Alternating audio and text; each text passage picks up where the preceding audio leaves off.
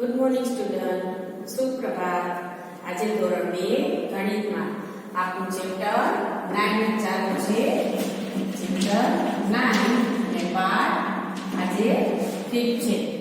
આની પહેલા આપણે વિક્રમ સંવત પ્રમાણે મહિના જોઈ ગયા. કારતક, માગસર, પોષ, મહા, ફાગણ, ચૈત્ર, વૈશાખ, જેઠ, અષાઢ, શ્રાવણ, ભાદરવો ને આસો. આ વર્ષો મેં તમને મોરલેમાં પણ આપી દીધી, તો તમે એ વસ્તુ પણ કરી હશે. હવે એટલા મહિના તો આપણે યાદ રહી જવા જોઈએ. રોજ જે સોમવાર, મંગળવાર બોલી છે વારના એ જ પ્રમાણે આપણે વિક્રમ સંવત પ્રમાણે આ મહિનાના બોલવાના છે. ઈ બોલશું તો જ આપણે આ પ્રશ્ન જવાબ આવશે.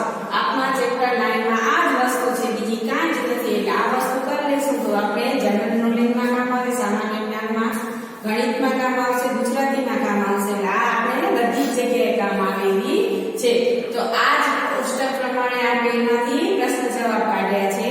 અત્યારે એની સામે છે કે તમે આવશે, પણ જો ખાલી પ્રશ્ન જવાબ આપ્યા હશે તો તમને યાદ કરવું પડશે. એટલે આ વસ્તુ તમને યાદ કરવાની છે કે પહેલો મહિનો કયો તો કે કારતક, બીજો કયો તો કે માગસર. સમજાણું? હવે અહીંયા પ્રશ્ન જવાબ તમને આપ્યા છે કે વિક્રમ સંવત પ્રમાણે પહેલો મહિનો કયો? તો પહેલો મહિનો કયો છે? આપણો અહીંયા શું કરીને આપ્યું છે તો કે કારતક. તો જવાબમાં શું લખશો તમે? કારતક. સમજાણું? આ જ પ્રમાણે આપણે પ્રશ્નના જવાબ આપવાના છે. આમાં કાંઈ બીજી વસ્તુ છે નહીં. પછી વિક્રમ સંવત પ્રમાણે પાંચમો મહિનો કયો? હવે અહીંયા પાંચમો મહિનો કયો આવે છે? આ 5. અને એની સામે શું આપેલું છે તો કે ફાગણ. કયો મહિનો આવ્યો? ફાગણ. તો લખવાનું. હવે જો વાંચતા આવડતું નહીં હોય અથવા લખતા આવડતું નહીં હોય તો આપણે પ્રશ્ન જવાબ આપી શકશું નહીં. એટલે સૌથી પહેલા તો ગુજરાતી એકદમ આપણે લખતા વાંચતા આવડવું જોઈએ, તો જ આ વસ્તુ આવડશે.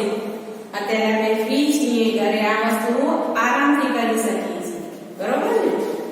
વિક્રમ સંવત પ્રમાણે શ્રાવણ મહિનાનો ક્રમ કયો? તો શ્રાવણ મહિનો અહીંયા ક્યાં આપેલો છે? અને એની સામે કયો આપેલો છે? 10. તો કયો આવશે એનો ક્રમ? તો કે 10. જેઠ મહિનાની તરત પહેલાનો મહિનો કયો? તો જેઠ મહિનો ક્યાં છે? આપણો 8મો મહિનો છે, ઈ જેઠ મહિનો છે. તો એની પહેલા 7મો આપે, તો 7મો કયો છે? હા, વૈશાખ. તો અહીંયા શું લખશું આપણે? વૈશાખ. સમજાણું? હા. હવે 5મો પ્રશ્ન. વિક્રમ સંવત પ્રમાણે વર્ષનો છેલ્લો મહિનો પેલો કયો લખ્યો? કારતક. તો સૌથી છેલ્લો 12મો મહિનો કયો આવશે? આસો. કયો મહિનો આવશે?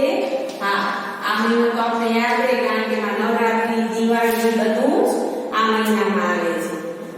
વૈશાખ મહિનાની તરત પહેલાનો મહિનો કયો? તો વૈશાખ મહિનો ક્યાં છે આપણો? આવ્યો. અને એને શું આપ્યું છે? તરત પહેલાનો. પહેલાનો એટલે એની ઉપરનો. વૈશાખ 7મો છે, તો છઠ્ઠો કયો છે? ચૈત્ર. તો કયો મહિનો આવશે? ચૈત્ર.